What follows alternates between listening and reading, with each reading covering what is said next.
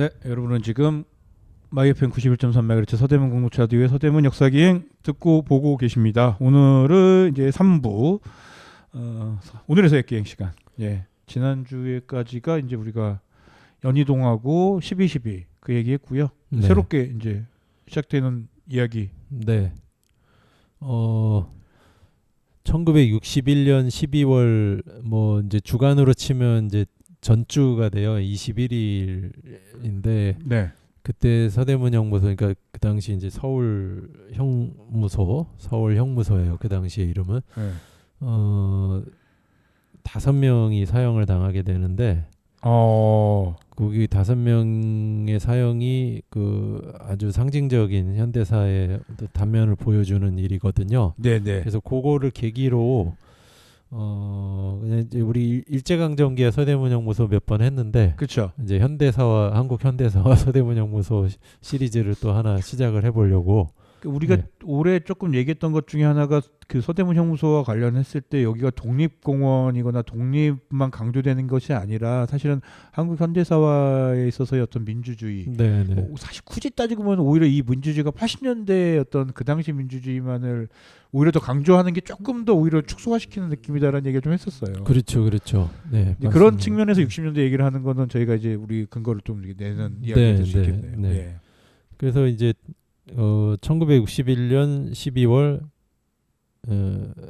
그 혁명 재판의 두 얼굴이란 제목으로 일단 좀 이야기를 시작을 해보려고 하고요. 5.16 쿠데타 이후 이제 맞습니다. 예. 예. 혁명 그거죠. 재판소가 군사혁명이라고 했었던. 예. 이른바 혁명 재판인 거죠. 그렇죠. 예. 그 당시에 이제 서울 형무소라고 그랬는데 서대문 형무소 이름을 가지고 그 일제강점기 좀 긴 기간 동안 있다가 처음에 이제 경성 감옥, 예. 그다음 경성 형무소, 뭐 서대문 형무소 이렇게 있다가 해방 후에는 서울 형무소로 이름이 바뀌어요. 네네. 근데 요게 이제 나중에 서울 교도소가 교도소. 됐다가 이제 예. 구치소가 되는 건데 교도소로 바뀌게 되는 것도 딱 요 무렵입니다. 이게 그 당시 박정희가 이제 쿠데타를 한 다음에 국가재건 최고회의라는 걸 만들잖아요. 그렇죠. 나중에 이제 전두환은 그걸 모델로 국보위라는 걸 만들고, 그렇죠. 네. 이 국가재건 최고회의가 입법을 해가지고 요 사형이 제가 오늘 얘기할 사형이 12월 21일 날 있었다 그랬잖아요. 네. 12월 23일 날 이제 행영법 개정 법률이 공포됩니다. 그 여기서 형무소 이름이 교도소로 바뀌어요. 아하. 네. 그래서 이제 자연히 서울 교도소로 바뀌었다가 이제 그 기능에 따른 분류로 이제 구치소, 교도소 이렇게 이제 나뉘게 되면서 여기는 이제 미결수와 사형수들이 이제 주로 수감되는 구치소로 이제 기능이 바뀌게 되는 거고요. 아무튼 요 직전까지 서울 형무소였습니다. 어쨌든 기간상으로 볼 때는 5.16 쿠데타가 일어난 지 정말 몇 개월 안 된 시점이에요. 그렇죠. 예. 불과 이제 뭐 약 반년 좀 넘어간 시점. 그날 이제 5명이 사형됐다고 하는데 크게 이 5명이 아주 이질적인 두 그룹으로 나누어집니다. 두 그룹이 한 그룹이 아니라. 네, 한 그룹이 아닙니다. 네. 예, 거기서 이제 혁명 재판의 두 얼굴이라는 제목을 떠올린 건데요. 그렇군요. 예.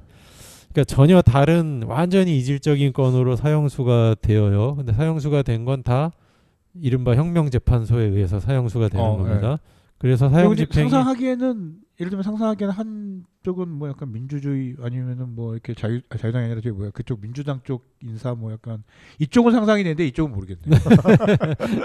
네. 사형 집행이 한날 한시에 되는 게 3명은 3.15 부정선거와 4.19 무력 폭력 진압의 주역들이고요. 네.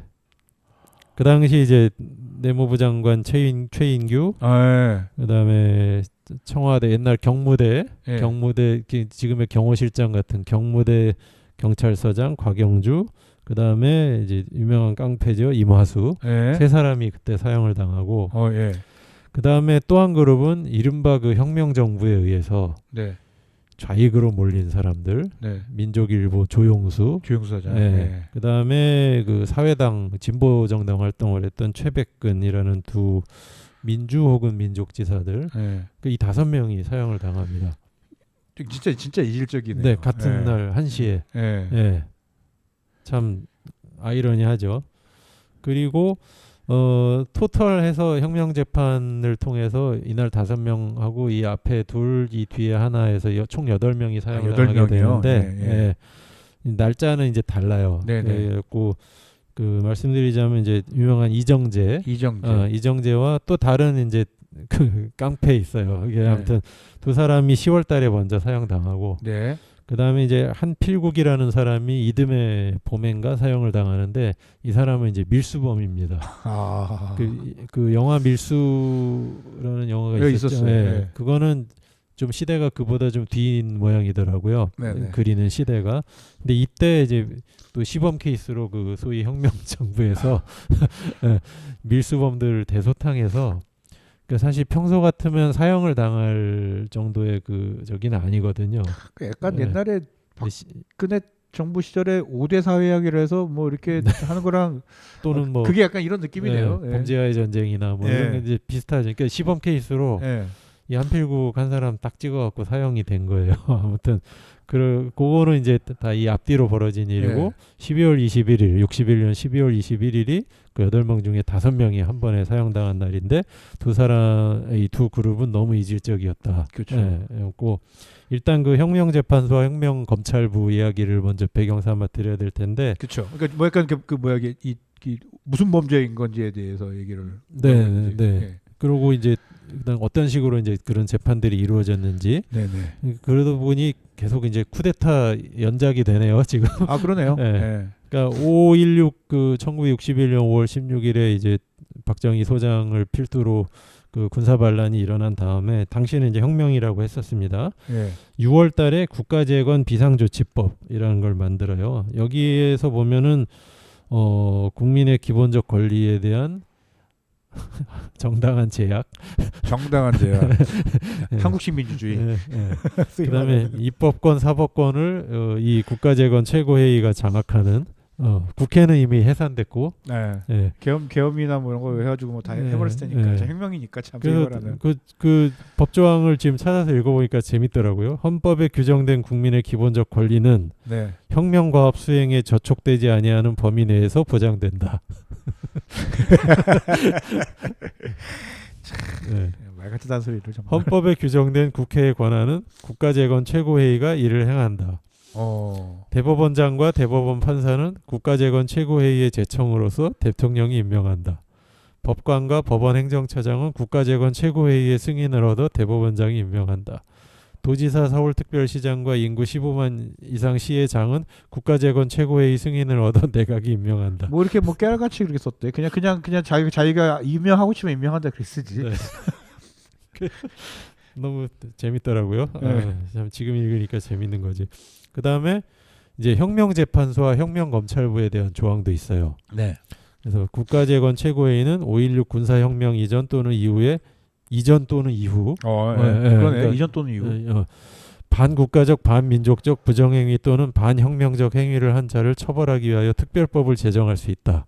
아, 그러니까 쭉 과거에서 무슨 일을 했건 다 잡아가지고 땡겨가지고 할 수 다 있다는 소급해서 다 끌어와서 할 수 있다. 전항의 형사사건을 처리하기 위하여 혁명재판소와 혁명검찰부를 들 수 있다. 그래서 혁명재판소와 혁명검찰부가 발족을 합니다. 실제로. 그렇겠네요. 7월 달에 발족을 하는데 두 달 만에. 이게 또 재밌어요. 그냥 2심 끝입니다. 아, 네. 진짜 약간 군사재판처럼 가는군요. 네. 2심이 끝이에요. 이제 더 재밌는 건 좀 이따 말씀드릴 텐데, 그래서 일단 1심이 심판부, 2심이 상소심판부 이렇게 이제 이름이 짜여지고, 심판부는 5인 체제입니다. 재판장 하나, 법무사 하나, 심판관 3명. 상소심판부는 7인 체제, 재판관 장 하나, 법무사 하나, 심판관 5명인데 재판장을 누가 하느냐 하면 국군 현역 장교 중에서 임명한다. 법무관이 하는 게 아니에요. 네.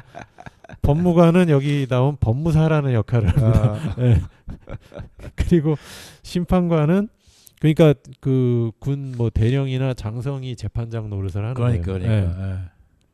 그리고 이제 심판관은 그 5인 체제 3인 심판관은 군 법무관 하나, 법관 하나, 변호사 하나. 그다음에 상소심판부 7인 체제의 이제 5인 심판관은 법관 2, 국군 현역 장교, 군 법무관, 변호사. 그 2심제고 재밌는 건 정말 재밌는 건 뭐냐면 그럼 이제 2심에서 판결이 이제 확 네. 나잖아요. 네. 그거를 제일 마지막에 확인하는 그 사람이 하나 따로 있어요. 누가? 그게 누구냐면 국가재건 최고회의 의장입니다. 박정희가 박정희가 하는구나. 박정희의 확인 후 집행이 이루어져요. 그렇다면은 사실은 네. 이때 일어났었던 되게 잘못된 재판 및 등등등에 대한 모든 것들의 책임은 박정희한테 있다는 거네요. 그렇죠. 네. 그 실제로 이날 5명 사형됐다 그랬잖아요. 네.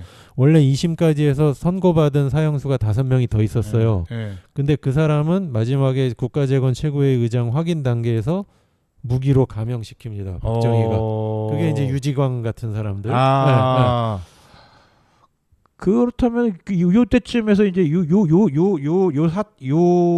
체제가 유지되는 동안의 모든 것들은 진짜 박정희가 네. 최종 책임자라는 거는 박정희가 사형 2심에서 판결 났습니다. 오케이 결재하면 사형되는 그건 거고. 확실하네요. 박정희가 그러면. 여기는 죽이지 말지. 그러면 이제 안 죽이는 거예요.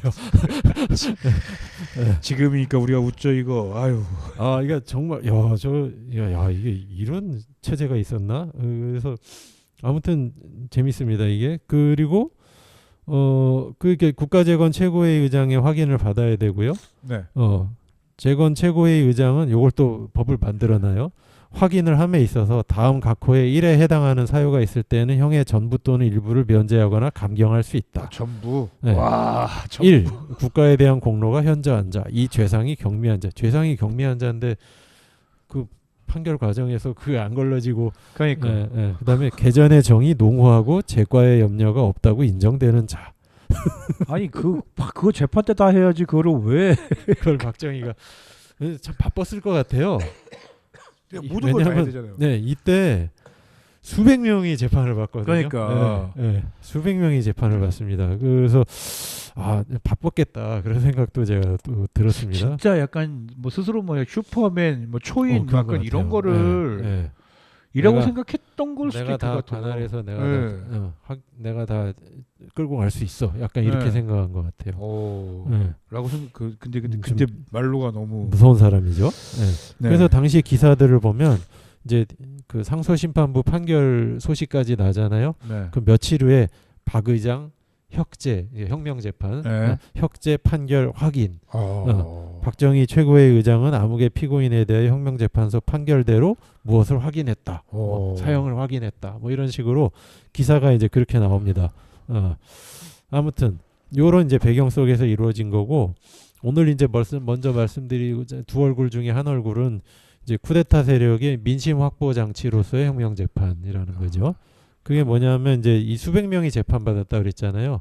절반 정도가 이제 당시 3.15 부정선거, 그다음에 4.19 당시 이제 발포나 이런 시위대 무력 진압 관련자이거나 아니면 고 시절이나 자유당 시절 비리나 독직 부정 축제 뭐 이런 사람들 또는 정치 깡패, 그냥 깡패, 그다음 아까 말씀드린 밀수범 이런 본보기식의 처분으로 이제 누가 봐도 이미 나쁜 놈이 되어 있는 사람들을 더 호되게 잡아가지고 대중들의 지지와 관심을 끄는 도구로 혁명 재판이 활용됐다라는 그러니까 거. 소위 말해 이제 구체제의 악, 구체제 당시의 악이라고 했었던 것들을 그렇죠. 싹 털어버리면서 네. 나는 좋은 사람이야라는 걸 보여줬다. 그러니까 네. 이게 뭐냐면 이미 그때 그 잡혀 있었거나 네. 이미 그 재판이 끝났거나 한 사람들까지 다 끼워서 그렇게 한 거예요. 그러니까 4.19 이후에 이미 그 물론 이제 처벌이 뭐 경미하다 이랬고 논란이 된 사람들도 있었지만 그 4.19 이후에도 그게 혁명 재판이거든요. 그렇죠. 4.19 이후에도 네, 맞네요. 거기에 의해서 사법 처리가 이미 된 사람들까지 또 다 잡아들여가지고 그러니까 이 아무튼 그런 거죠. 그래갖고 그 최인규 같은 사람 그 네. 3.15 부정선거 이제 어떻게 보면 이제 제일 실무 최고 책임자인데 실무 책임자. 네. 이 사람이 그 이제 5.16 나기 전에 혁명 재판 단계에서도 재판을 받고 있었죠. 재판을 받고 있었어요. 진짜 운이 없다. 예. 60년 10월에 이제 판결이 그 한번 나는데 최인규 등 이제 부정선거 관련자들은 사형이 구형이 됐었고, 그 다음에 이제 나중에 시위대 폭행이나 이 발포 명령이나 이런 사람들에 대해서 60년 10월에 판결이 나는데 곽영주가 이제 구형은 사형을 했는데 판결은 이제 3년이 난 거예요. 3년. 예. 그리고 이제 홍진기, 네. 예.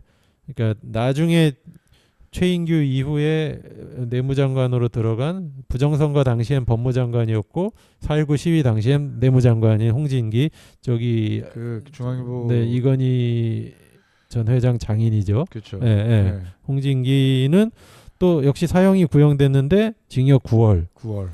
이마수 구형이 10년 됐는데 징역이 2년 6월. 뭐 이런 식으로 이제 나니까 이 판결이 혁명을 역행하는 것이다 이랬고 반대 시위가 막 일어났었습니다. 예. 그래가지고 특별법을 만들어요. 민주 반역자에 대한 형사사건 임시처리법 해갖고 10월달에 이 특별법을 만들어서 그러면 그 당시 진행되던 공판 절차를 다 정지시키고 이 특별법에 의해서 다시 간다. 그래서 막 그 구속갱신 횟수나 이런 것도 이제 무제한으로 하도록 하고 특검 임명하고 특별재판부를 그때 이미 시작을 해요. 그래서 1961년 2월이 되면 재판이 재개가 돼서 다시 최인규는 사형이 구형되고 판결도 사형이 납니다.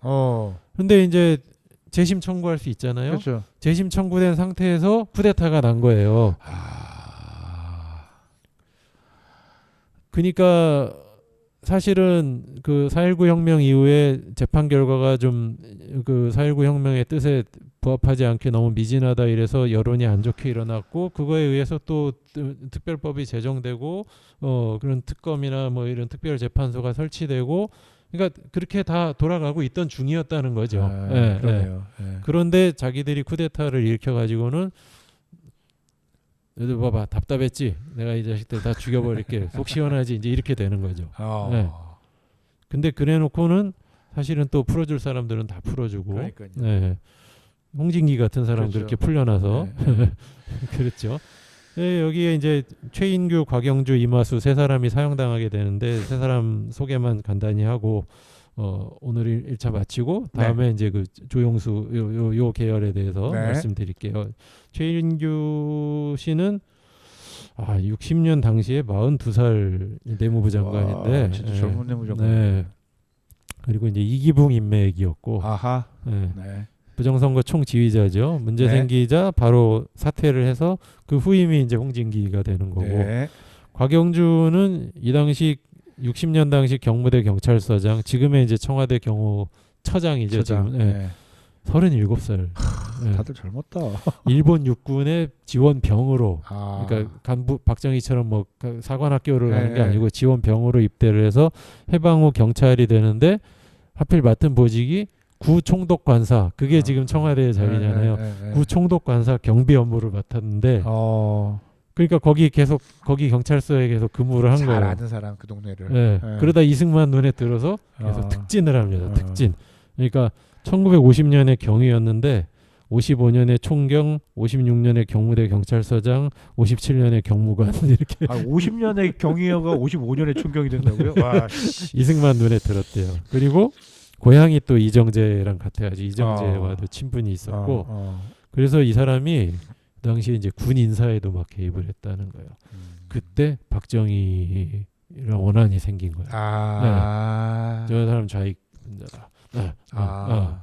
그래갖고 아무튼 그랬고 이마수는 극장 직원으로 시작해서 그죠. 일본 나이 드신 분들은 뭐 드라마로 많이 이마수는 보셨을 유명하죠. 저희 할머니도 이마수, 이정재 뭐 등등은 이제 영화사를 운영을 했죠. 이게 연예계에 또 그리고 그 배우들 남자 배우들 폭행 에피소드로 아주 유명하죠. 그게 나중에 드라마에도 재현되고 그 최민수 씨 아버지 최무룡 씨도 이 사람이 폭행하고 옛날 그 코미디언 김희갑 씨도 이 사람이 폭행하고 그 유명하죠. 그런 이야기들이. 그러니까 이정재가 이천이고 이마수가 여주 사람이에요. 그러니까 이제 그런 이제 인연으로 동대문 조직에서 이제 이정재 밑에 2인자가 되죠. 그리고 곽영주와도 이제 친하게 되고 그래서 자유당 선거 이런데 이제 연예인 동원해서 적극 개입하고 그다음에 이제 테러 같은 것도 뭐 백색 테러라고 맞았죠. 하는 예. 백색 테러라고 하는. 그리고 실제로 이제 61년 4월 4.19 전날 4월 18일 날 시위하던 고대생 습격 사건을 이 사람이 지휘했다라고. 아하. 예. 예. 그래서 이제 이때 사형을 당하게 되는 건데 아무튼 뭐 아까도 말씀드렸지만 혁명 재판의 한 성격은 공분의 대상이 이미 되어 있는 또는 이미 공적으로 재판이 진행 중인 예. 그러니까 누가 봐도 나쁜 놈들에 대한 가혹한 처벌을 통해서 이목을 집중시키고 그로 이제 민심을 얻으려는 그런 얼굴로 그런 도구로서 이제 혁명 재판이 기능을 한 것이 하나 있었다. 예. 그렇게 사실 말씀드릴 수 있을 그쵸. 것 같아요. 예, 근데 어떤 식으로든 제가 볼 때 이분들이라고 할 것까지는 아니고 이 사람들은 억울할 것 같기는 해요. 예. 네. 그러니까 이게 네.